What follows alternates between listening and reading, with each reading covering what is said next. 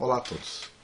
Bom, hoje nós vamos começar a série de vídeos falando sobre a idade da Terra. Bom, mas antes disso, neste vídeo introdutório, eu gostaria de falar sobre um tema interessante. Eu selecionei dois livros aqui, tá? Um é este livro que fala sobre tectônica da Terra e a estrutura interna da Terra. E um outro livro de geofísica que fala sobre geofísica aplicada ao meio ambiente, não só sobre isso, mas é um pouco mais abrangente, tá? Esse livro aqui ele é interessante, tá? Não é muito bom. E este aqui é muito interessante, mas também não é bom. Basicamente a pergunta que eu tenho é o seguinte: temos dois itens diferentes aqui. Aqui nós temos uma ciência aplicada a uma coisa prática do dia a dia, tá? E aqui nós temos uma ciência aplicada a coisa que a gente não consegue observar. Por exemplo, estruturas a 600 km, 1000 km de profundidade. Sendo que o poço mais profundo que existe na Terra tem no máximo um pouco menos de 20 km. Então nós temos duas ciências, uma aplicada e uma teórica, mais teórica, vamos chamar assim. Qual que vocês acham que erra mais? Bom, a resposta é um pouco complexa. Esta aqui erra muito, ok? Vou dar um exemplo. A ciência, vamos supor, esse livro aqui fala sobre algo prático. Então vamos supor o seguinte: eu utilizo o método geofísico para identificar para um cliente, vamos supor, qual que é a profundidade de um cano de gás, tá? E nesse relatório chega à conclusão que o cano de gás está a 1 metro de profundidade, ok?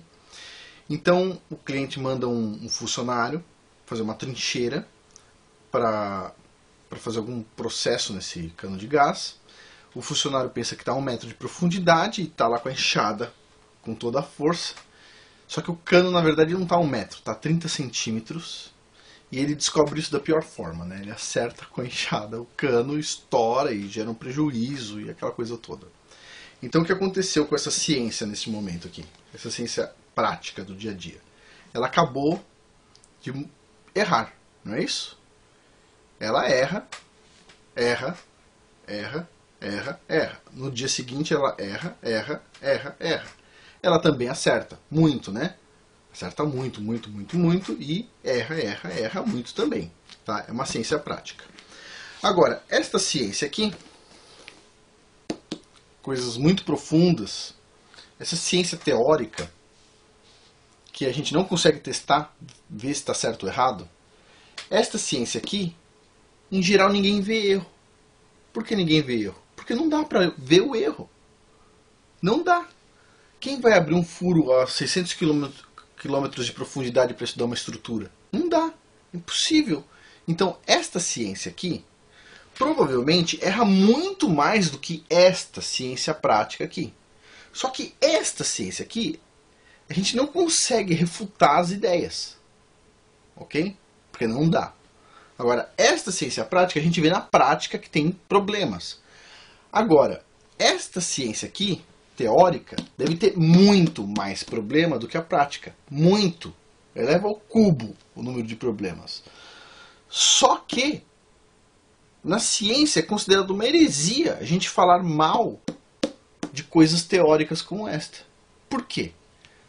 Todo mundo pode falar mal, meter o pau na prática, mas ninguém pode falar mal da parte teórica? Bom, quando a gente fala de idade da Terra, obviamente a gente está falando da parte teórica da geologia, não da parte prática. A gente não está falando sobre encontrar uma jazida mineral. A gente está falando sobre determinar a idade de uma rocha. Se um geólogo vai para o campo e diz, isso aqui é uma jazida mineral, e no final das contas não é, todo mundo vai saber que ele errou. Agora, se um geólogo pega um pedaço de rocha e diz, essa rocha aqui tem 2 bilhões de anos, aí todo mundo tem que aceitar. Faz sentido? Não faz, né? Bom, mas por que as pessoas aceitam? Como é estruturado essa história, essa historinha sobre a idade das rochas? Bom, tudo isso eu vou falar ao longo dos próximos vídeos. E, bom, por enquanto hoje vamos parar aqui. No próximo vídeo eu vou falar um pouco sobre o decaimento radioativo do urânio 238 e em seguida a gente vai começar com a parte mais legal, que é sobre a idade da Terra propriamente dita. Muito obrigado.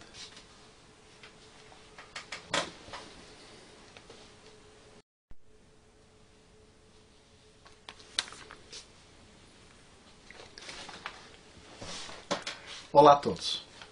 Bom, antes de continuarmos com as informações que serão as mais interessantes sobre a idade da Terra, eu gostaria de falar um pouquinho sobre a constante de decaimento radioativo, por exemplo, do urânio 238. Tá?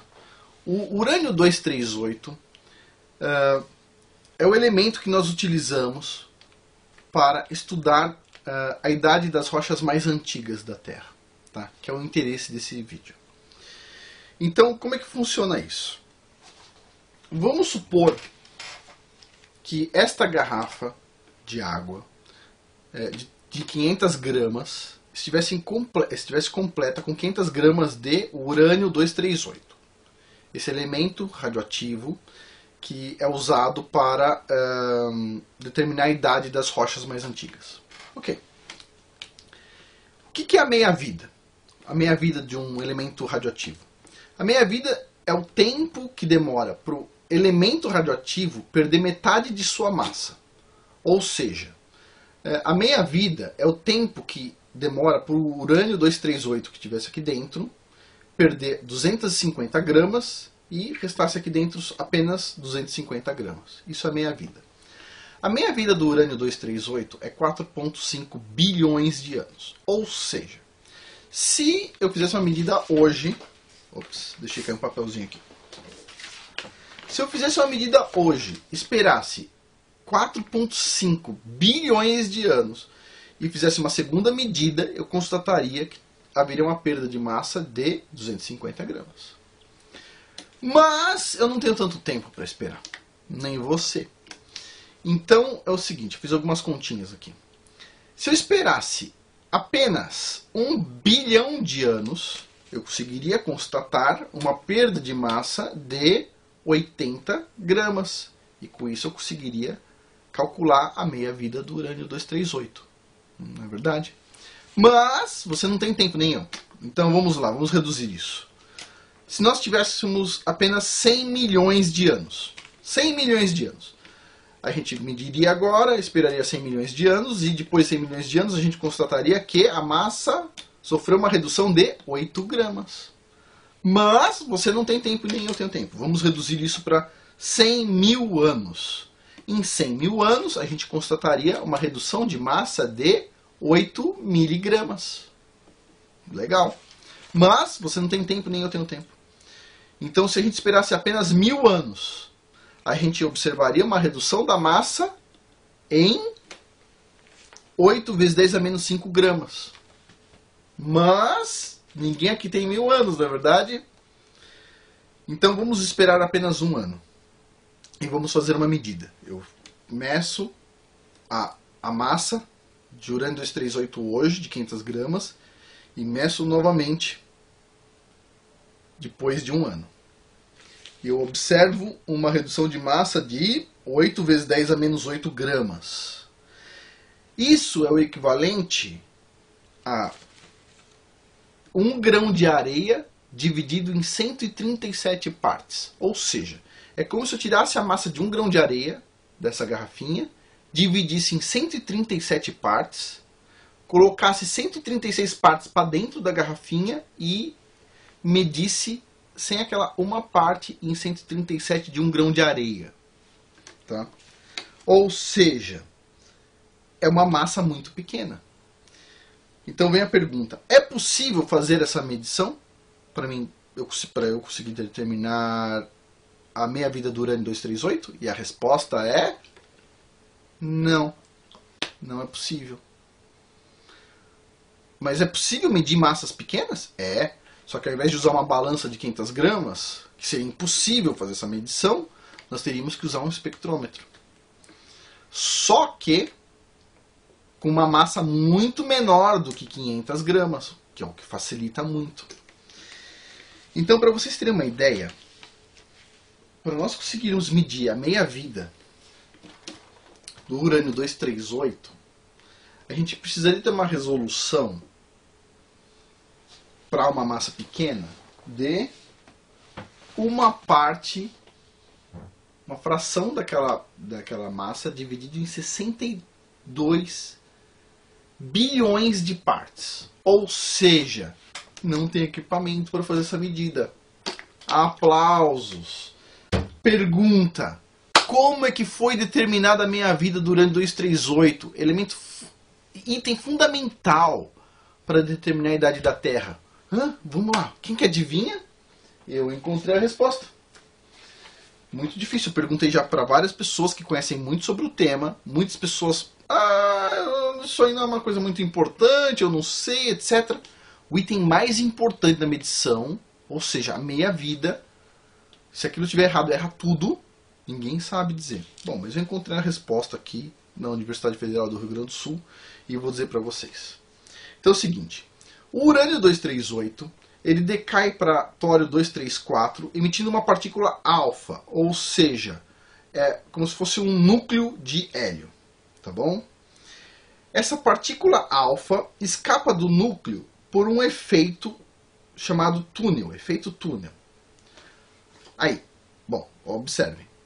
Considerando esse efeito túnel, cálculos levando em consideração a altura e largura da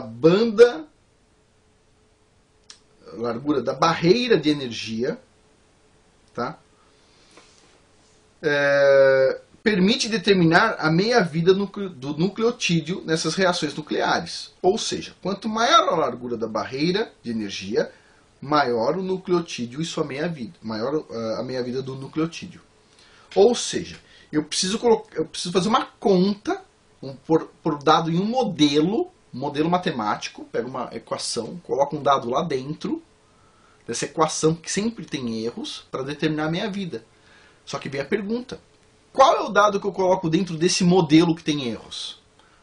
Eu tenho que colocar a altura e largura da barreira de energia. Bom, e como é que eu meço a barreira de energia? Adivinha? Através de outro modelo, porque não dá para medir. Então, a barreira de energia é calculada a partir da separação entre os núcleos do potencial nuclear atrativo e do potencial de Coulomb repulsivo.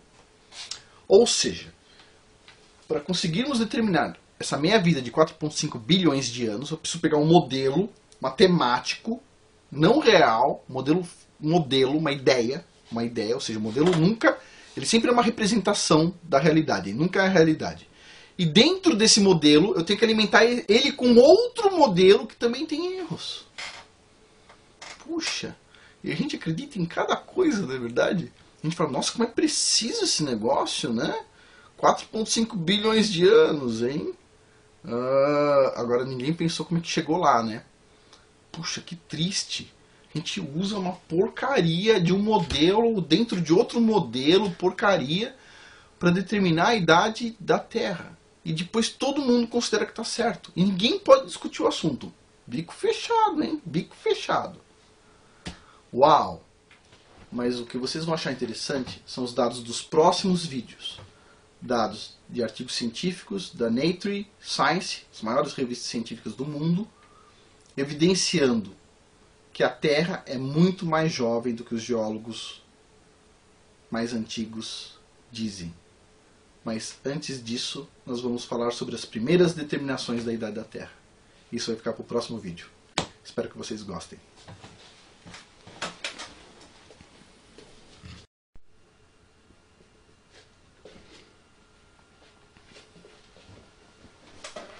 Olá a todos. Hoje eu gostaria de falar um pouquinho sobre medição de idade de rocha. Tá? Quando a gente fala que a gente mede a idade da rocha utilizando o urânio 238, que se transforma em chumbo, o que a gente quer dizer com isso, na verdade, é que a gente não mede a quantidade de urânio e chumbo dentro da rocha. A gente mede a quantidade de urânio e chumbo dentro de um mineral chamado zircão que fica dentro da rocha. Ou seja, quando a rocha se formou, esse mineral zircão permitiu entrar urânio lá dentro, e esse urânio vai se converter em chumbo dentro desse mineral, e utilizando a relação entre o urânio e chumbo lá dentro, a gente vai conseguir saber qual que é a idade desse mineral e, portanto, a idade da rocha. Bom, qual que é o problema disso? Número 1, a gente tem que aceitar que esse mineral zircão, ele recebeu urânio, o urânio entrou lá dentro, mas não entrou nada de chumbo. Porque se entrar o chumbo dentro junto com o urânio, quebrou o método. Tá? Bom, de qualquer forma, o chumbo ele é muito grande, então é razoável acreditar que não vai entrar muito chumbo dentro do zircão. Tá? Bom, a segunda hipótese que é levantada é que a gente tem que conhecer com muita precisão a meia-vida do urânio 238. E como eu mostrei no vídeo anterior, bom, essa meia-vida não é tão bem determinada assim. Mas, tudo bem. Tem uma terceira questão. A terceira questão é: a gente tem que acreditar que essa meia-vida do urânio foi constante durante esses 4,5 bilhões de anos. Ou seja, a velocidade média do decaimento radioativo foi constante, ou mais ou menos constante no tempo. O que não é verdade. Não dá para aceitar isso como verdade. Por quê? Vou fazer uma analogia. Vamos supor que essa linha do tempo de 4 e pouco bilhões de anos fosse uma linha imaginária ligando o Oiapoque ao Chuí, os dois pontos mais extremos do Brasil. Ok? E vamos supor que eu fosse fazer uma viagem de carro entre o Oiapoque e o Chuí. E eu quero saber a velocidade média do carro desse trajeto. Se eu souber se eu conhecer todo o trajeto, fizer todo o trajeto, eu vou falar, bom, em São Paulo eu consegui andar mais rápido, a 100 por hora, por exemplo. No Tocantins eu tive que andar a 50 por hora, no Pará eu tive que andar a 20 km por hora, e assim vai. Eu saberia qual que é a velocidade em vários pontos dessa linha. Agora, eu também poderia utilizar a velocidade média para fazer algumas contas. Seriam não tão precisas, mas ainda assim seriam válidas. Então eu pegaria todo esse percurso e saberia a velocidade média desse percurso. Bom, só que a gente não tem como fazer isso. Não tem. Pro caso do urânio 238, a gente não tem como olhar para esses 4 e poucos bilhões de anos e saber qual que é a velocidade média do decaimento radioativo nesse período. Bom, usando a analogia da minha viagem entre o Oiapoque e o Chuí, se eu utilizasse a velocidade média do decaimento radioativo se eu observasse, tá, durante 1000 anos, seria o equivalente a eu calcular a velocidade média da minha viagem entre o Oiapoque e o Chuí, utilizando apenas 1 metro do percurso. Ou seja, meu carro andou 1 metro, uma velocidade lá, por exemplo, de 1 km por hora, nesse 1 metro, e eu vou extrapolar isso para todo o percurso. É óbvio que isso não está correto. É óbvio. É simples de entender. Agora, se a gente fizesse uma medida de 1 ano apenas, tirasse a velocidade média do decaimento radioativo durante 1 ano, seria o equivalente a calcular a velocidade média do meu percurso entre o Oiapoque e o Chuí, utilizando apenas o primeiro milímetro da viagem. O primeiro milímetro da viagem. Ou seja, liguei o carro fez isso aqui, e eu vou falar, bom, o carro andou 0,01 milímetro por hora, sei lá. E aí eu vou falar, bom, então eu vou fazer esse trajeto utilizando essa velocidade. Vocês percebem como é complicado acreditar que a velocidade do decaimento radioativo do urânio foi a mesma durante todo esse período enorme? Bom, essa é uma falha. De qualquer forma, esse urânio que está lá dentro do zircão, ele realmente se converte em chumbo, tá? E ele libera, com isso, um núcleo de hélio, tá? Ele libera hélio lá de dentro, tá? Esse hélio escapa das rochas e ele consegue ir para a atmosfera. Se nós só sabemos quanto tem de urânio nas rochas, E a gente sabe o quanto que tem de hélio que foi fabricado nesse decaimento do urânio nas rochas. E a gente também sabe qual que é a velocidade de escape desse hélio para a superfície. E a gente consegue medir a quantidade de hélio na atmosfera. A gente consegue estimar quantas conversões de urânio para tório e etc. até chegar no chumbo houve. E o que a gente observa na nossa atmosfera terrestre é que a gente só tem 5 partes por trilhão de hélio. Se a gente utilizar isso no mesmo modelo que o pessoal usa para calcular a idade da Terra, em 4,5 bilhões de anos, nós vamos chegar, na verdade, utilizando o hélio, a gente vai chegar numa idade máxima da Terra em 6.000 anos. Então existe um paradoxo aí. A mesma metodologia te diz que a Terra tem 4,5 bilhões de anos e que a Terra tem no máximo 6.000 anos. A mesma metodologia. Bom, quem está certo? A gente não sabe explicar, na verdade a gente não, né? Os geólogos não sabem explicar por que está faltando hélio na atmosfera. Ué, se todo esse urânio converteu em chumbo, essa quantidade absurda de chumbo, tem que ter uma quantidade ainda mais absurda de hélio. Se a Terra tivesse 4,5 bilhões de anos, deveria ter muito hélio na atmosfera terrestre. Mas só tem um pouquinho, só 5 partes em 1 trilhão de hélio na atmosfera terrestre. Então, isso indica que a Terra tem no máximo 6.000 anos. E o que explica as observações que nós temos hoje é que a meia-vida do urânio 238 variou ao longo do tempo. Ela não foi constante nos 4,5 bilhões de anos.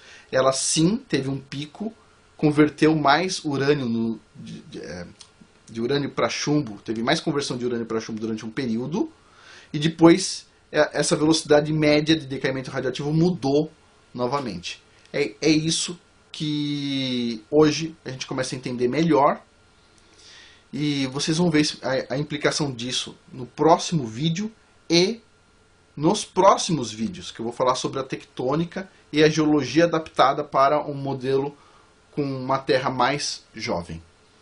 Bom, de qualquer forma, as evidências que a gente tem é que a Terra é muito jovem, ela não tem mais do que 6.000 anos, e, puxa, isso muda toda a ciência do jeito que a gente conhece. Não dá para ter evolucionismo com uma Terra com 6.000 anos apenas, não dá para formar uma Terra com base na gravitação, girando lá poeira num sistema solar em 6.000 anos, não dá para fazer nada em 6.000 anos. Se a Terra tem esses 6.000 anos, e eu vou mostrar que tem, com base em artigos da Nature e Science, bom, a Terra foi criada e, bom, isso todo mundo que está vendo o vídeo já sabe, né? É meio óbvio, mas aguardem o próximo vídeo, vai ser muito interessante. Obrigado.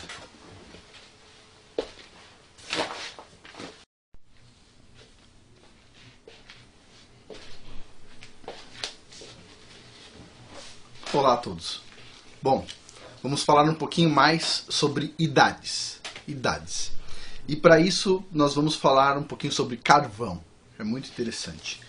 Eu vou apresentar o trabalho de 3 pesquisadores para mostrar que as idades que a geologia mostra em geral estão superestimadas.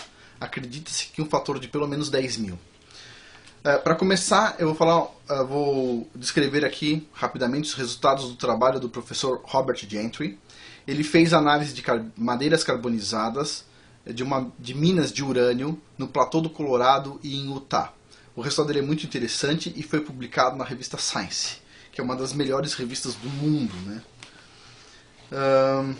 Ele utilizou essas madeiras carbonizadas, cujas idades foram determinadas pelos geólogos em torno de 140 milhões de anos. Tá? E os resultados dele, para essas madeiras datadas em 140 milhões de anos, foi publicado no dia 15 de outubro de 1976 na revista Science. Ele diz o seguinte: tais valores extraordinários relativos à proporção de urânio-chumbo encontrados nessa madeira admitem a possibilidade de que tanto a infiltração de urânio quanto a carbonização ocorreram ao longo dos últimos milhares de anos, e não milhões de anos. Ou seja, ele disse basicamente que o carvão se forma rapidamente se comparado com o modelo geológico tradicional. E aí vem a pergunta. Ele mostrou isso de uma forma bem estruturada, não rapidamente que nem eu estou fazendo aqui. O artigo é de uma das revistas mais importantes do mundo, então tem que ter resultado bom para publicar lá. E qual que foi a reação da comunidade geológica internacional? Silêncio. É melhor ninguém falar nada, porque está difícil de refutar, não é verdade? Bom, então, no dia 27 de janeiro de 1977, o professor Robert Gentry recebeu uma carta do professor Rafael Kasman da Universidade de Louisiana, dizendo que a comunidade geológica precisava de um pouco mais de tempo para rever a escala geológica. Bom, meses depois, já que tinha um silêncio na comunidade científica, o professor Rafael Kasman preparou um simpósio chamado Já Era Tempo, 4,5 bilhões de anos, com uma interrogação enorme no final. Os resultados do simpósio foram publicados no exemplar de setembro de 1978 na revista GeoTimes. E ele disse o seguinte, nessa revista, tá na publicação. Apesar dos depósitos de onde a madeira carbonizada tenham sido considerados como sendo da era Cretácea e possivelmente das eras Jurássica e Triássica, a proporção entre urânio 238 e chumbo 206 deveria ser baixa. Ao invés disso, foram encontrados halos com proporções de urânio e chumbo que variavam de 2.200 a 64.000. Se as proporções de isótopos forem usadas como base para o estabelecimento da idade geológica, então as idades atualmente aceitas podem estar elevadas a um fator de 10.000, admitindo a possibilidade de que as idades da formação devam ser medidas em milênios e não em milhões de anos ou bilhões de anos. Bom, tal informação permaneceu intacta desde 1976 até hoje e nenhuma pesquisa científica refutou essa informação na literatura desde então. Ou seja, ela é válida. Não tem nada que diga, não, existiu uma fraude, existiu um problema de medição, existiu alguma coisa. Não, ela está intacta até hoje. Só que a pergunta é, se ela está intacta até hoje numa revista tão importante, por que ninguém nem comenta essa informação num curso de geologia? Nem comentário pode ter. Bom, vamos lá. Em seguida eu vou falar sobre um trabalho muito interessante feito na bacia hidrográfica do rio Powder, no Wyoming e Montana, na mina Eagle Butte. Esse trabalho foi feito pelo professor James McClurg e foi publicado na revista Earth Magazine de maio de 1993. O título do trabalho é Carvão do Rio Powder, Enigma Geológico, Dilema Ambiental. E tem algumas afirmações interessantes. Basicamente o que ele diz é o seguinte. A região onde tem esses depósitos de carvão tem centenas de quilômetros de extensão e 85 quilômetros de largura, com veios de carvão de até 65 metros. São veios enormes. Os geólogos acreditam que esse carvão foi depositado ao longo de milhões de anos, né, a madeira desse carvão demorou milhões de anos, e principalmente por uma quantidade tão grande de madeira, né, para formar veios de até 65 metros. Só que, adivinha, não tem contaminantes no carvão, não tem materiais indesejados no carvão. Ou seja, tenta explicar isso. O modelo geológico diz que demorou milhões de anos, mas mesmo passando água e lodo por cima do carvão, nesses milhões e milhões de anos, não tem lodo lá em cima, não tem nenhuma poeirinha em cima do carvão, pô. Então, vamos lá. Como é que formou uma coisa tão sólida, sem nenhum problema lá dentro, sem nenhum contaminante? E o que ele disse, o professor McClurg, é que só tem uma explicação. Esse depósito foi formado rapidamente. O carvão é formado rapidamente. Mais um, segundo cientista dizendo que o carvão é formado rapidamente. Aí vem a pergunta, mas é possível provar que o carvão é formado rapidamente? E a resposta é sim. Foi publicado um artigo em duas revistas interessantes, eu vou falar sobre ele aqui, que diz o seguinte. Olha só. O artigo foi publicado na revista Chemical Engineering News, no dia 21 de novembro de 1983. e mostra como a equipe do laboratório Argonne criaram um carvão sintético em 8 meses. Esse resultado foi replicado na revista Nature de 28 de março de 1985, na página 316, para as pessoas que ficam reclamando que eu não ponho referência. Leia-se o seguinte, nessa página, na revista Nature, a melhor do mundo. Williams e seus colegas do Laboratório Nacional Argonne levaram menos de um ano para preparar um carvão sintético inteiramente caracterizado. Esse carvão não pode ser distinguido de um carvão verdadeiro com todas as técnicas aplicadas até o momento. Na verdade, o carvão foi feito em 8 meses. 8 meses é possível você fazer carvão. Uau! 8 meses. Então, vem a questão. Os milhões e milhões e milhões de anos viraram 8 meses. Então, quer dizer, o geólogo diz que precisa de milhões de anos para formar o carvão. E, de repente, eles descobrem que precisa de 8 meses. Ah, interessante. Eles dizem que o carvão tem 140 milhões de anos de idade. De repente, o geólogo vai lá, faz a medida e tem quanto? Alguns mil anos de idade. 3.000, na verdade. Bom, o que eu vou falar aqui? O professor Robert Gentry, ele acredita que a Terra tem 6.000 anos e ele acredita que o principal evento geológico que aconteceu no planeta foi o dilúvio.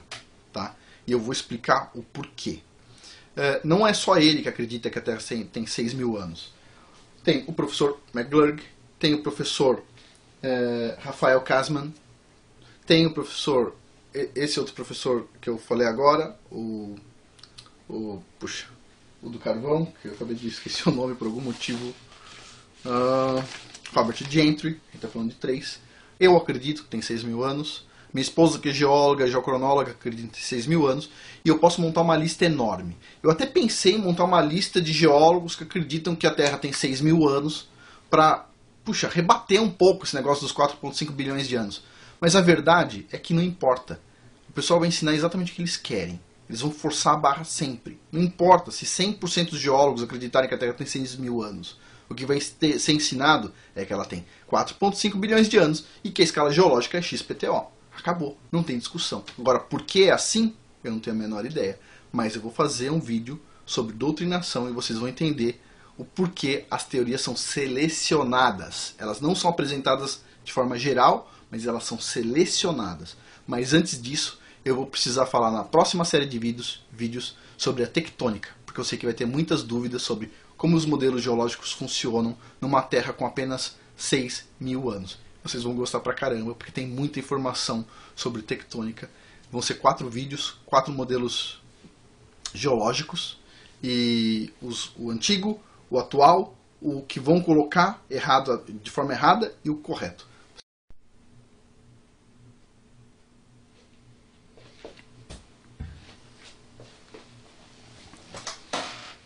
Olá a todos. Bom, antes de fazer o vídeo de conclusões, que deveria ser este vídeo, eu resolvi fazer um vídeo especial para responder uma pergunta bem elaborada que me fizeram sobre a questão da fuga do hélio. Então esse vídeo é adicional ao que eu tinha planejado. Tá? Eu vejo os comentários, leio e gosto muito quando o pessoal faz alguma pergunta. É interessante como esta. Então uma pessoa me enviou um artigo, tá? Este artigo aqui, falando sobre a fuga do hélio, que é um dos itens que eu utilizei em um dos vídeos para explicar por que a Terra é jovem. Como é que a gente sabe que a Terra é jovem? Bom, este artigo aqui ele é muito interessante. Mas antes de falar desse artigo, eu vou falar de artigos científicos de verdade. Tá? Bom, vamos lá. Eu vou mostrar alguns artigos meus. Tá? Este aqui é um artigo meu, publicado numa revista que chama-se The Leading Edge. É uma revista especializada na área de petróleo. Só coisas top de petróleo. E como vocês podem ver, isso aqui é um gráfico simples. Na verdade, eu gastei uns 5 dias para fazer esse gráfico. Bom, outro gráfico com dados. Tá? Esse tipo de gráfico que, em geral, a gente espera ver num artigo científico, ok? Olha só. Dados e mais dados. É isso que a gente espera ver no artigo científico. E adivinha? Dados. É isso que a gente tem que mostrar no artigo científico. Ou seja, como a gente chegou na conclusão do artigo. Este aqui é um artigo meu publicado numa revista famosa, Computer Geoscience, tá? É sobre um algoritmo que eu desenvolvi e o pessoal no Japão utiliza esse algoritmo para fazer modelagem. Para quem não sabe, o Japão tem os melhores sismólogos do mundo, ou seja, esse algoritmo é um algoritmo bem legal mesmo. Olha só, tipo de gráfico que tem no artigo, tá? Vou pegar aqui um outro dado, por exemplo, olha só. A modelagem, eu mostro os dados, cada pontinho desse aqui no gráfico significa muito trabalho, muito trabalho. Bom, esses são dados.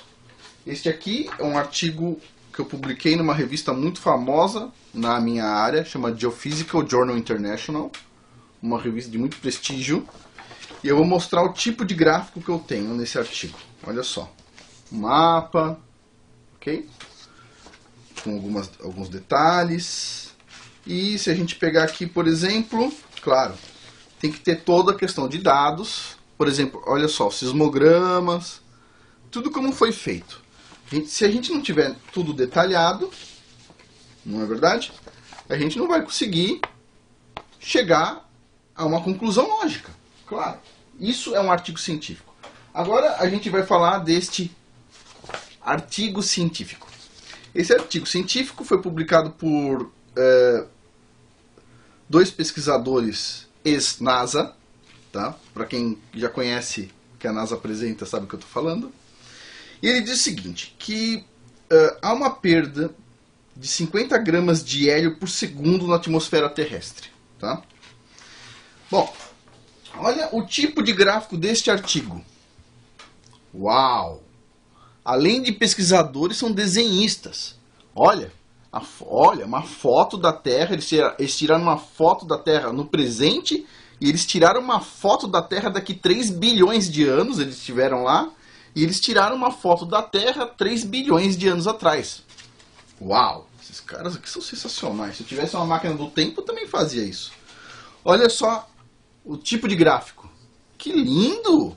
Mas o mais legal vem agora. É uma série de coisas que não te permitem entender nada. Olha este gráfico, que legal. Tá vendo? Sabe o que eu gostei desse gráfico? Cadê os numerozinhos no eixo X e Y? Regra básica. Põe o número, poxa. Põe o número. Não, acho que eles não tiveram muito tempo. Eles não tiveram muito tempo. Olha só. Mais um gráfico colorido lindo. Uau. Que lindo. Cadê os valores no eixo X, no eixo Y e no eixo X? Uau! Poxa, gráfico sem valor no eixo X e Y até eu. Poxa! Na verdade até meu filho, de 2 anos faz. X, Y, filho, põe os pontinhos aí, ó. Tá, mas onde eu ponho os pontinhos? Ah, não precisa. Não tem valor no eixo X e Y. Você escolhe. Olha, mais um gráfico. Uau! Cadê o eixo X e Y? Cadê os valores do eixo X e Y? Bom, aí tem uma foto bacana aqui, dizendo que meteoros, por que pareça, diz o seguinte, olha. Explosões enormes de meteoro enviam para o espaço rocha, água, dinossauros e ar. Puxa, até dinossauros foram para o espaço. Quem sabe uma hora um satélite não bate na perna de um dinossauro? Vai ver lá, não estraga, né? Não tem ar, né? Em tese, né? Bom... E o mais legal de tudo, você quer entender como é que eles fizeram esse cálculo. Como eu ensinei para todo mundo. Consta o equipamento que eles usaram? Não. Consta a metodologia? Não. E o mais legal, as referências bibliográficas. Só 3. Para um artigo de umas 10 páginas, tem 3 referências bibliográficas. A primeira chama Origens das Atmosferas. Ou de Atmosferas. Uau! A outra chama, olha, essa aqui é a referência mais legal desse artigo. Ó, uma extensão da atmosfera superior em volta do planeta extrasolar HD 209458b. Uau! Agora eles não conseguem não só achar os planetas extrasolares, como eles conseguem medir a atmosfera deles, mesmo estando não sei quantos anos-luz de distância. Uau! Deve ser uma super sonda, né? Uau, impressionante, cara. Impressionante. Olha esse aqui. O último artigo. Atmosferas planetárias e vida.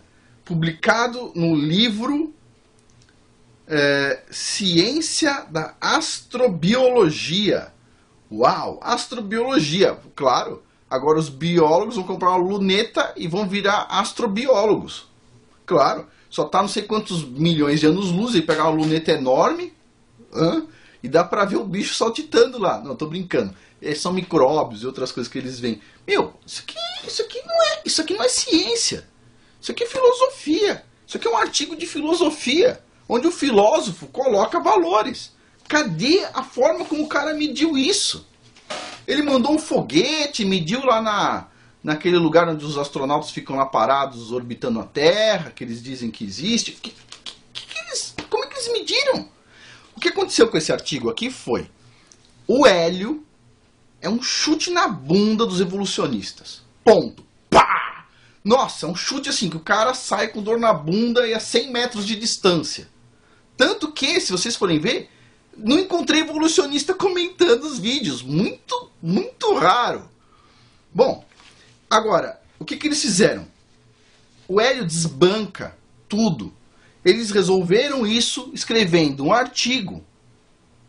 Só que eles ficaram tão desesperados que eles escreveram uma porcaria de artigo. Se eles tivessem tido um pouco mais de sangue frio, eles poderiam ter feito uma fraude melhor, sabe? Mas tipo, essa fraude aqui é tão fraude, que puxa vida. Que dá pra falar sobre isso? Então, não, isso aqui não é válido. O hélio não está saindo da atmosfera, tá ok? Se o hélio está saindo, o oxigênio também está saindo, tudo está saindo, a gente está ficando sufocado. E o espaço sideral vai estar cheio de ar, então a gente vai ter que migrar da Terra para o espaço sideral. Não faz sentido nenhum. Bom, mas é isso. Só um comentário sobre esse artigo e as conclusões dos vídeos eu vou colocar no próximo vídeo. Ok? Bom, muito obrigado e obrigado pela pergunta e por esse artigo científico.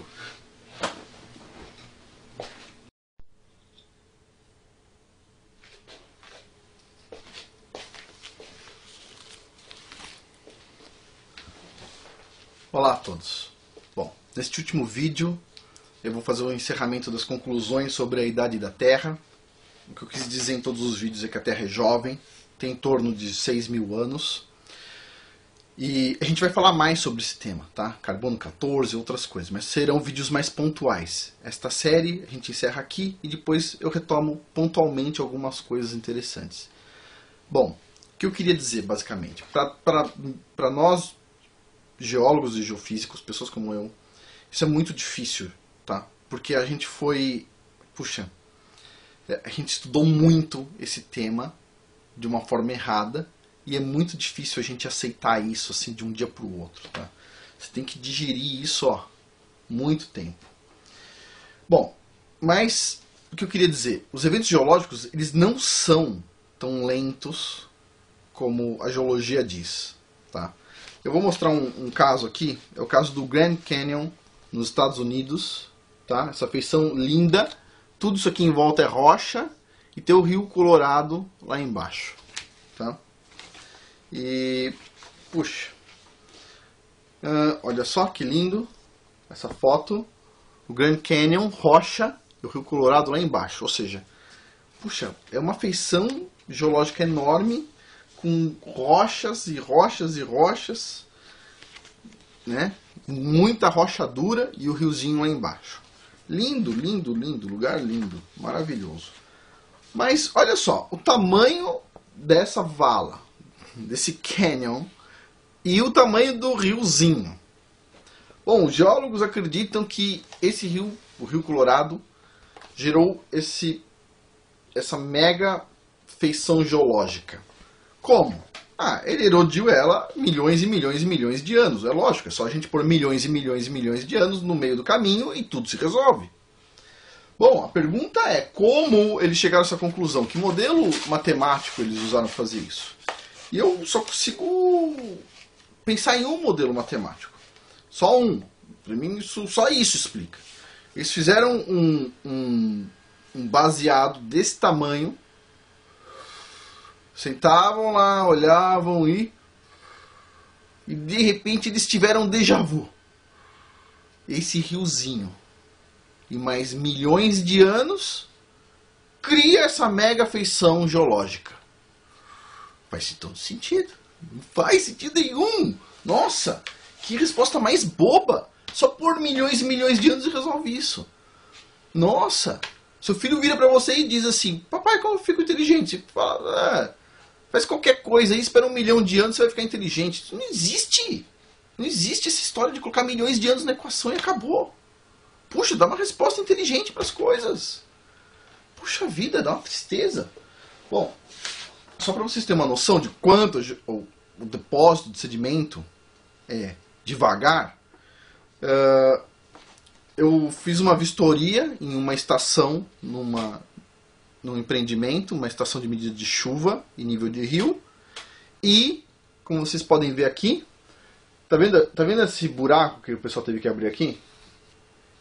Antes não existia essa terra aqui. Teve uma chuva muito forte e em uma semana depositou no pé da estação, que está vários metros acima do nível do rio, 3 metros de sedimento. Em uma semana. Tipo, eu olhei assim e falei, o que aconteceu aqui? Meu pé estava chutando o pluviômetro. O pluviômetro não estava lá em cima, meu. O cara falou pra mim, o lá em cima, Afonso, agora é aí embaixo. As réguas que ficam na beirada do rio estavam todas cobertas. Eu falei, nossa, impressionante, a deposição de sedimento é rápida. Então, os eventos geológicos eles são rápidos. Por exemplo, uma questão interessante que os geólogos podem falar. Você sabe que os cristais são bem pequenininhos quando o esfriamento da rocha é rápido. Agora, quando o resfriamento da rocha é lento, formam cristais lindos, grandes dentro da rocha. Isso demora milhões de anos. Não, eu concordo. O cristal pequenininho é formado rapidamente. O cristal grande é formado lentamente. O que eu não concordo são os milhões de anos. Eu acredito que 100 anos, 200 anos cristalizando uma rocha, 1000 anos que seja, é o suficiente para formar uns cristais enormes. Da onde tiraram bilhões de anos? O pessoal tem a mania dos bilhões. Puxa. Outra questão. Eu anotei algumas questões aqui. Bom, fósseis. Os fósseis são formados rapidamente. Por favor, assistam os vídeos do Adalto Lourenço. Ele explica isso muito bem. Eu não vou entrar em detalhes. Mas, se você pegar um peixe e enterrar ele, esperar uma semana e voltar lá e desenterrar o peixe, ele vai estar fedendo. Ele vai estar se decompondo. Então, como é que uma coisa que está se decompondo vai demorar milhões de anos ou milhares de anos para virar um fóssil? O fóssil é feito em uma semana. Só que o peixe ele tem que ser enterrado vivo. Se você pegar qualquer animal e enterrar ele vivo, você espera 1 ano que seja e esse animal vai virar um fóssil. O animal tem que ser enterrado vivo. Vivo. Se não for enterrado vivo, não tem fóssil. Ok? E os fósseis são formados muito rapidamente. Teve uma pergunta muito interessante que foi: eu tenho diversos fósseis de peixes extintos. Como é que se explica isso? Pergunta: quem disse que os peixes estão extintos? Esses peixes. Alguém secou o mar, pegou os peixes todos, catalogou todos os peixes que existem e falou: não tem tal peixe mais. Não, né? Tem caso também, Adalto Lourenço mostra o caso de um peixe extinto que de repente apareceu um cardume desses peixes. Então o que eu tenho a dizer sobre a questão de animais extintos, vamos usar a palavra raro. Peixes raros, animais raros, difíceis de encontrar na natureza. Mas mesmo sendo difíceis de encontrar na natureza, eles não necessariamente estão extintos. Se alguém disser que um animal está extinto, essa pessoa tem que mostrar como foi feita a amostragem para a gente entender. Foi feita a amostragem em tantos pedaços do oceano, foi pego não sei quantos milhões de peixes, desses tantos milhões deveria se encontrar pelo menos um desses, mas encontrou 0. Sei lá, tem que ter uma metodologia. Se não tiver metodologia, não dá para afirmar esse tipo de coisa. Bom, basicamente é isso. Eu gostaria só de falar um pouquinho sobre a próxima série de vídeos, que é sobre a dinâmica da Terra. Eu vou falar sobre tectônica, vou mostrar todos os modelos de tectônica. E puxa, isso no vídeo 4 da próxima série vocês vão consolidar a informação sobre a ideia da Terra de uma forma muito mais clara. Tá? Não percam a próxima série Muito obrigado. E muito obrigado pelas perguntas, pelos elogios. E, puxa, vocês vão adorar a próxima série. Obrigado.